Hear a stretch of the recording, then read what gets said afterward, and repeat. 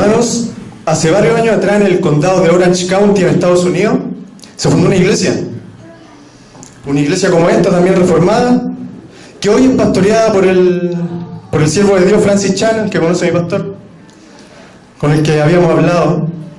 Y resulta que esta iglesia está fundada por este pastor que comenzó su estudio en un ambiente carismático. Entonces comenzó en este ambiente de lo sobrenatural, pero así que Dios te tumba, que no te tumba, que habla en lengua, profetiza, etc. Y resulta que este pastor comenzó ahí y después pasa al otro extremo. Y antes de graduarse estudia en el seminario de John MacArthur, no sé si lo ubican, que es un seminario muy conservador en extremo, donde dicen que todo cesó, las manifestaciones, los dones, etc. cesó. Entonces se gradúa de ahí y comienza su pastorado. Y él ve que dice, ¿cómo es posible que cambie tanto de un extremo al otro la manifestación de Dios? ¿Cómo es posible que se tergiverse todo? Y él empieza a buscar en la Escritura. Y empieza a ver y empieza a decir, Señor, pero aquí dice esto, pero dice esto otro. Y él empieza a buscar en oración al Señor para ver cuál es la verdad. Tomándose, Señor, tú dijiste que tú eras la verdad, ayúdame, guíame. Y dentro de uno de los libros que él tiene que se llama El Dios Olvidado, él empieza a contar testimonios. Testimonios que nosotros si los vemos desde afuera parece un testimonio normal, pero cuando nosotros conocemos la historia desde dentro, se vuelve algo completamente sobrenatural sin que haya gente botada en el suelo, gente danzando. Y ahí, cuando a él le preguntan, pastor, ¿qué se le viene a la mente cuando usted escucha, cuando yo le pregunto quién es la persona más llena del Espíritu Santo que usted conoce? Entonces el pastor Francis Chan dice que hay una hermana en su iglesia que una vez estaba leyendo la Escritura y ve en una de las cartas del apóstol que dice, preocúpate de los huérfanos, ocúpate de los huérfanos. Cuando ella le dio ese versículo, dice que cambió su perspectiva respecto a los pobres, a los niños, y ella le dice a su esposo, le dice, mi amor, tenemos que empezar a adoptar, porque hay niños huérfanos que necesitan un padre. Ella sintió que Dios se lo dijo. Entonces, ¿qué? El esposo le dice, amén, comencemos. Resulta que ellos empiezan y no tenían mucho dinero, tenían una situación económica no muy buena, pero nosotros sabemos que cuando las cosas son de Dios van a prevalecer, hermano. Van a prevalecer. Si Dios pone la carga, va a prevalecer. Amén, lo creemos. Y resulta que esta hermana dice, amén. Y empezaron a buscar el rostro de Dios en oración. Y resulta que un día, hermano, la hermana está orando, pidiéndole al Señor que abra puertas en lo económico para poder solventar un orfanato. Ellos querían usar su casa como orfanato. Entonces comienzan a orar y cuando la hermana termina de orar, se levanta de la oración y ve en el diario, no recuerdo muy bien en qué era, ve un aviso que dice que había un maestro que hacía construcciones, que ampliaba casas, y dice, amén, Señor, ¿será esta la respuesta que tú das a mis oraciones? Entonces llega el culto del domingo y ahí ocurre lo sobrenatural que quizás la gente de afuera no sabe. La hermana llega y se congrega como cualquier otro domingo. Y se acerca un hermano de su iglesia, de la iglesia del pastor Francis Chan, y le dice, hermana, supe que usted quiere construir un orfanato, quiere agrandar su casa, poner piezas. Y le dice, sí, hermano, pero los recursos no están estoy un poco carente de recursos. Y le dice, pero hermana, yo sé trabajar en eso. Le puedo hacer el trabajo, pero hermano, déjeme juntar una monedita, unos pesitos. Le dice, no, yo se lo hago gratis, y usted es mi hermana, yo lo voy a hacer gratis. Y dice, gloria a Dios. Y nosotros si escuchamos eso se ve tremendo, ¿cierto? Pero lo más tremendo es cuando ella se da cuenta que ese hermano es el que sale en el aviso, hermano. Eso es glorioso, hermano. Uno dan ganas de levantar la mano y decir gloria a Dios, porque uno ve cómo es posible que la gloria de Dios se manifieste tan grande. Entonces el pastor Francis Chan empieza a decir, creo que el pastor tiene una frase de un pastor amigo que dice que Dios se manifiesta de formas sobrenaturales, pero actúa de manera natural, algo así. Entonces nosotros vemos que Dios nos ayuda en todo lo que hacemos, cada paso, ¿cierto? Cada paso. Y conversaba con un amigo hace poco, con un amigo en la fe, un hermano también, y nos poníamos a hablar, y él me citaba en Colosenses, la carta de Pablo a la iglesia de Colosa, cuando dice, no sé si se acuerdan, cuando Pablo dice que de Jesucristo es todo, para Él, todo por medio de Él. Y yo le decía, sí, pues amén, porque eso todo lo hemos escuchado. Pero él me dice, cada paso que nosotros damos es por la gracia de Dios. Y yo le digo, sí, pues amén, si todos sabemos eso. Pero después me dice, porque hay gente que no lo puede hacer. Y eso me dejó pensando mucho, hermano. Porque nosotros damos la gracia a Dios por cada respiración que tenemos, por nuestras manos, por nuestros pies. Decimos, gloria a Dios, gracias, Señor. Pero hay gente que no tiene manos, hay gente que no tiene pies. Entonces la gracia de Dios es tan grande, hermano, que hoy nos tiene aquí para alabar y exaltar su nombre. Amén. Ahora, si me acompañan a la palabra, vamos a ir al Evangelio según San Juan, capítulo 14. Evangelio según San Juan, capítulo 14, versículos del 15 al 17. Evangelio según San Juan, capítulo 14, versículos del 15 al 17.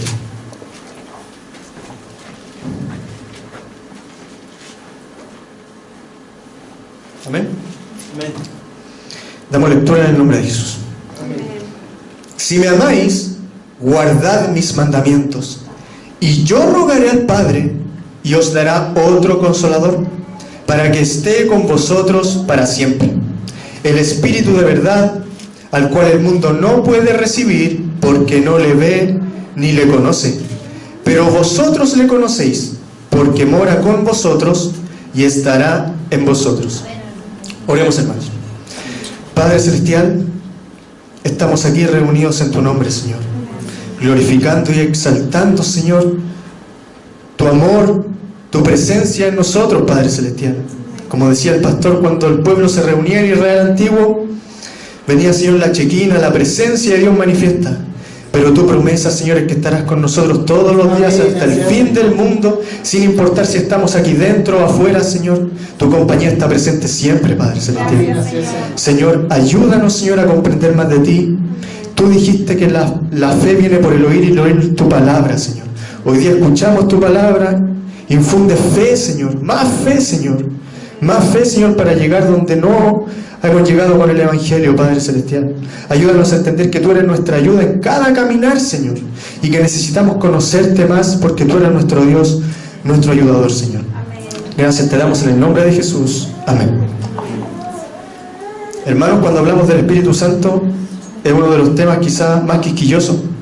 Cuando tomamos un tema de la palabra y tenemos que hablar sobre el Espíritu Santo, de partida se pueden hacer series de sermones, hablar mucho sobre el Espíritu Santo. Pero también podemos caer en el error de malinterpretar, o tergiversar, o empezar a hablar de cosas que la Escritura no enseña. ¿No es cierto? Es fácil tomar cualquier denominación y preguntar, ¿qué opinas tú del Espíritu Santo? O del poder del Espíritu Santo. Y siempre caemos en el que Dios me tumba, que me pone en la mano y me caigo, que me doy vuelta, que empiezo a hablar en lengua. Y la lengua no está mal, la profecía no está mal, siempre y cuando sea de acuerdo a la palabra. Pero hermanos, olvidamos que el Espíritu Santo nos guía incluso en lo más natural, en lo que hablaba del testimonio del pastor Francis y también de lo que me ocurrió en el trabajo. Tergiversamos tanto y podemos caer en una herejía del puerto de un buque. Porque lo curioso de todo esto es que cuando Jesús en Mateo enseña, dice que una blasfemia contra el Padre será perdonada y una contra el Hijo también. Pero contra el Espíritu Santo no será perdonada ni en este siglo ni en el venidero. El Señor está diciendo, podrías blasfemar contra mí, podrías blasfemar contra mi Padre, pero no contra el Espíritu Santo. Y aquí concuerdo con muchos reformados que de las tres personas de la Trinidad, el Espíritu Santo es el más blasfemado. El más blasfemado dentro. Nadie se levanta contra Cristo, nadie se levanta contra el Padre, todos decimos gloria a Dios. Pero cuando se manifiesta el Espíritu Santo, ahí es donde entramos en un tema un poco más complejo. Es por eso que no quiero tocar los temas de los dones espirituales, ni mucho menos, sino cómo Dios nos ayuda en nuestro diario vivir. Y qué tan dependientes debemos ser de Él.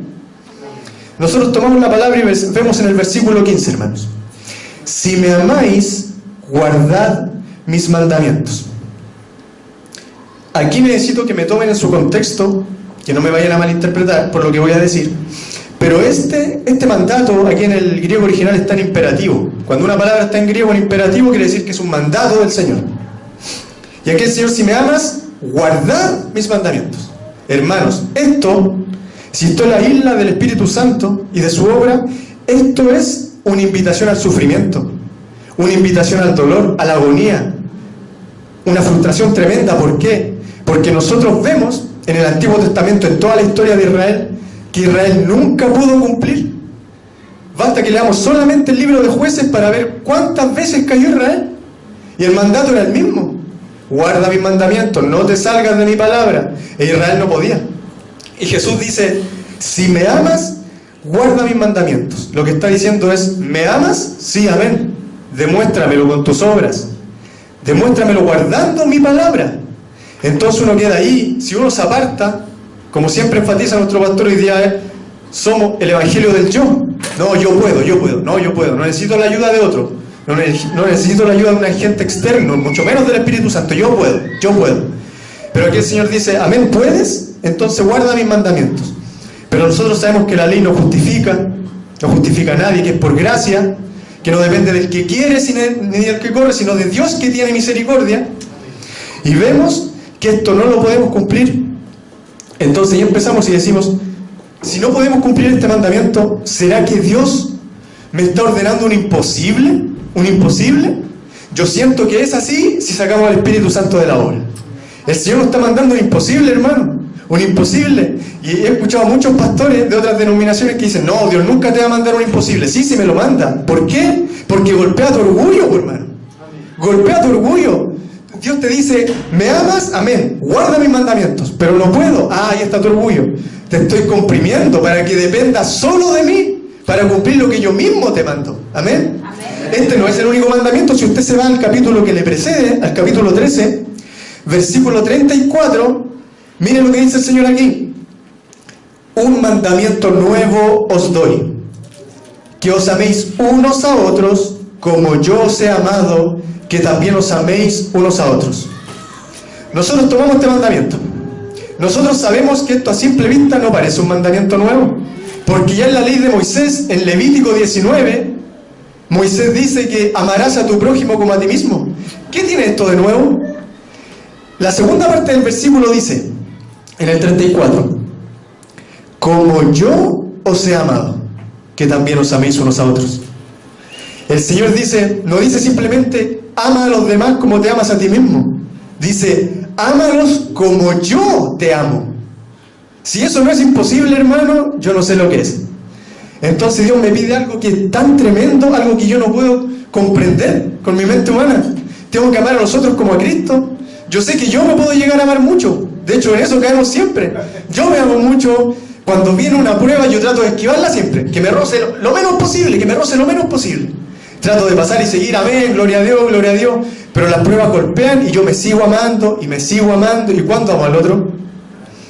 Yo tengo un hermano, y sin decir nombre, tengo un hermano que siempre busca el rostro del Señor. Y yo lo considero tremendo hermano. De las cosas que yo puedo aprender mucho de él, él se encierra y puede estar horas orando, horas ayunando, pero está ahí y no sale a obrar por fe, en amor, cuando el Señor nos manda a salir.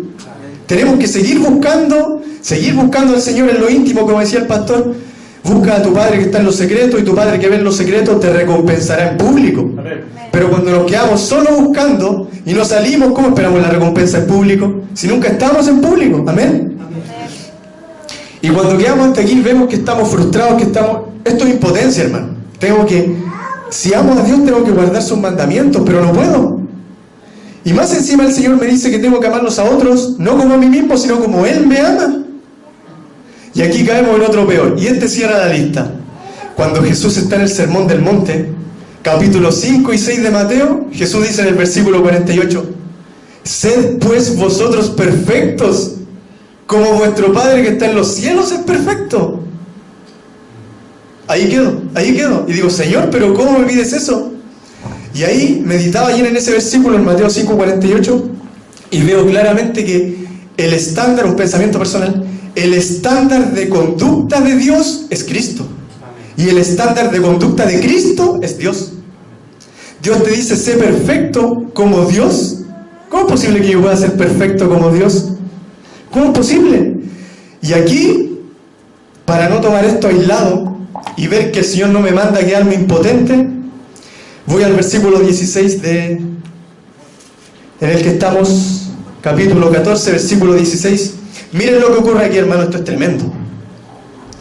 Y yo rogaré al Padre, y os dará otro consolador, para que esté con vosotros para siempre. ¿Cuál es la relación directa del versículo 16 con el 15? Miren. Jesús dice en el 15, si me amáis, guarda mis mandamientos, dice el Señor. Y en el 16 dice, y yo rogaré al Padre, y os dará otro consolador. el texto griego bizantino, y esto es tremendo, hermano, si yo veo en el versículo 15 que no puedo amar a Dios, no puedo guardar sus mandamientos de manera perfecta, en el versículo 16 del texto bizantino en griego, traduce la palabra consolador como consolador y ayudante, hermano. Eso es tremendo, hermano. Cuando se traduce aquí el paracleto, como decía el pastor, el paracleto, un consolador, un ayudante que me va a ayudar ¿a qué? A todo, hermano, a todo lo que sea para la gloria de Dios. Dios no te va a dejar impotente ahí. Te dice, ven a mis pies, echa sobre mí tu carga, que yo te lo llevaré, que yo te la llevaré. Y dice en el versículo 16, y yo rogaré al Padre, y os dará otro consolador, el paracleto, el consolador, el ayudante, para que esté con vosotros para siempre, para siempre. Hermano, hasta ahí vamos, estamos siendo golpeados por la sabiduría de Dios, por su poder, por su amor, amén. Amén. Pero hay otro concepto que tenemos que tomar en cuenta aquí. En el versículo 16, y yo rogaré al Padre y os dará otro. Ese otro, hermano, nosotros se nos ve así como normal. En el griego, hermano, sin caer como mucho en esto, en el griego se usan dos palabras para explicar el otros. Se usa jerete y alos. Jerete es cuando yo hablo de otro distinto al que yo tengo. Por ejemplo, hay dos cosas y jerete es otra distinta. Cuando yo hablo de alos, que es la que se usa aquí para decir otro, hablo de otro igual, totalmente igual al que estaba. Y esto es todavía más tremendo, hermano. Jesús dice, y yo rogaré al Padre, parafraseando el texto, dice, y yo rogaré al Padre y os dará otro consolador que es igual a mí, que es igual a mí. Si nosotros seguimos leyendo en el Evangelio de San Juan, nos vamos a topar con que Jesús después le dice a sus apóstoles, es necesario que yo me vaya, porque si no me fuera no les enviaría al otro consolador. Jesús está diciendo, es necesario, ustedes necesitan que yo me vaya. Los apóstoles estaban ahí tristes y les dice, ustedes necesitan que yo me vaya porque es la única manera que yo envíe al otro consolador. Amén. Para que venga y los ayude para siempre. Nosotros vemos aquí, terminando el versículo 16, para que esté con vosotros para siempre. Nosotros vemos en la gran comisión, en este gran mandato del Señor Jesucristo que Dios da en Mateo 28, donde Jesús dice, y si me acompañan a Mateo 28, versículos 19 y 20, vamos allá. Un versículo de los más conocidos.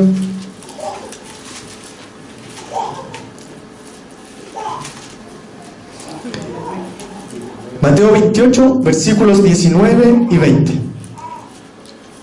Por tanto, id y haced discípulos a todas las naciones, bautizándolos en el nombre del Padre, y del Hijo, y del Espíritu Santo, enseñándoles que guarden todas las cosas que os he mandado, y he aquí, yo estoy con vosotros todos los días hasta el fin del mundo.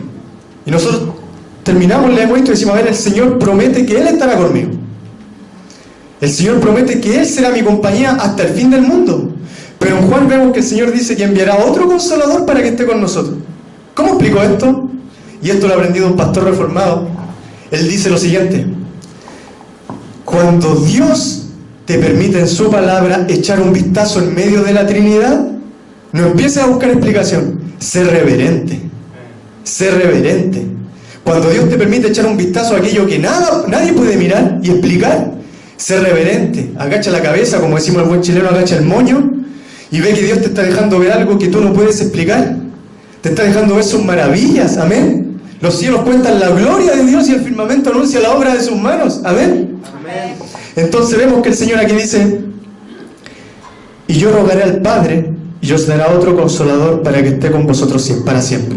Aquí de este versículo se puede sacar mucho, hermano, porque vemos que el Señor, cuando subió al trono de Dios, no se quedó simplemente ahí con su gloria y dejándonos de lado, y tampoco envió simplemente al Espíritu Santo, sino que dice el autor de Hebreo, el escritor de Hebreo, que Él se fue para interceder por nosotros para siempre. Para siempre. Él en estos momentos está intercediendo por ti, por mí, y sin su intercesión, ¿dónde estaríamos, hermano? ¿Dónde estaríamos?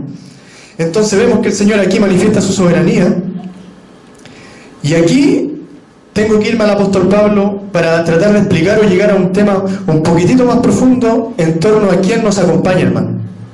Aquí el Señor dice, enviaré otro consolador, igual que yo, para que esté con vosotros para siempre.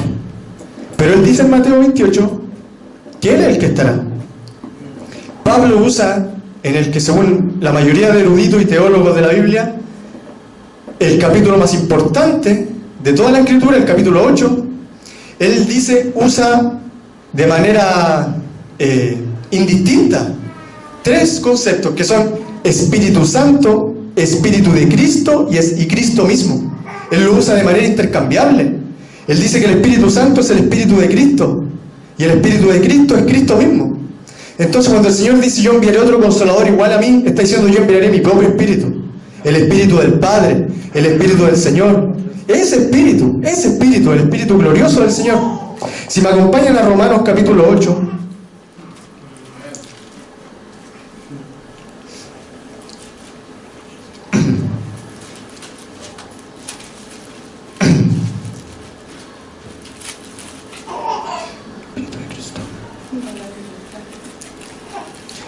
ahora pues ninguna condenación hay para los que están en Cristo Jesús, los que no andan conforme a la carne, sino conforme al Espíritu. De pasada menciono que el protagonista del capítulo 8 es el Espíritu Santo. Como dato, para que lo tomen en cuenta, el Espíritu Santo y todas sus derivaciones se menciona 30 veces en la carta a los Romanos. 30 veces. De esas 30 veces, 20 veces son en el 8. 20. Y de esas 20, 16 están en la primera mitad del capítulo 8. Imagínense lo tremendo. El Espíritu Santo es protagonista total del que para muchos es el capítulo más importante de la Biblia. Seguimos leyendo. Porque la ley del Espíritu de vida en Cristo Jesús, versículo 2, me ha librado de la ley del pecado y de la muerte. Y aquí entra la ayuda intercesora de nuestro Señor. Versículo 3. Porque lo que era imposible para la ley, por cuanto era débil por la carne, Dios, enviando a su Hijo en semejanza de carne de pecado, y a causa del pecado, condenó al pecado en la carne. ¿Para qué? Versículo 4. Para que la justicia de la ley se cumpliese en nosotros, que no andamos conforme a la carne, sino conforme al Espíritu. Hermanos, versículo 3 dice que lo que era imposible para la ley, nosotros sabemos que la ley no justifica, tampoco sabemos que podemos cumplir la ley en su perfección. ¿Y qué dice el Señor? Que Dios envió a su Hijo en semejanza de carne de pecado y a causa del pecado, y condenó al pecado en la carne, algo imposible. ¿Y para qué hizo esto el Señor? Para que la justicia de la ley se cumpliese en nosotros. Para que la justicia de la ley se cumpliese en nosotros, que no andamos conforme a la carne, sino conforme al Espíritu. Versículo 5, porque los que son de la carne piensan en las cosas de la carne, pero los que son del Espíritu, en las cosas del Espíritu. Hermanos, ahí está el Espíritu Santo para ayudarte en todo, hermano. Si Dios te da un mandato imposible, déjame decirte que si el Espíritu Santo está en ti, es posible. Es posible, amén. Y lo creemos por fe. Sabemos que nuestro Señor vino no para condenarnos. ¿Cómo empieza Romanos 8? Ahora pues ninguna condenación hay para los que están en Cristo Jesús. Pero los que están en Cristo, como hemos visto en los labios de nuestro hermano Certa, de nuestro hermano Rulo y el pastor, en esta exposición de Romanos, tenemos que estar en Cristo. Esa es la clave, estar en Cristo. ¿Y cómo estamos en Cristo? Cuando somos guiados por el Espíritu Santo, según Gálatas 5, apartados de los frutos de la carne, dentro de los frutos del Espíritu, y vamos viendo que Dios va obrando, y va obrando, y va obrando. Entonces cuando vemos en Juan que el Señor dice, si me amáis, guardad mis mandamientos, y en el capítulo 13 dice, un nuevo mandamiento les doy, que os améis unos a otros, como yo los amo. Ahí vemos que el motor principal en esos dos mandamientos es el amor. ¿Me amas? Guarda mis mandamientos. Y en el otro, ámense como yo los amo. El amor. ¿Y qué tanto me ayuda el Espíritu Santo con el amor? Si me acompañan a Romanos 5, versículo 5.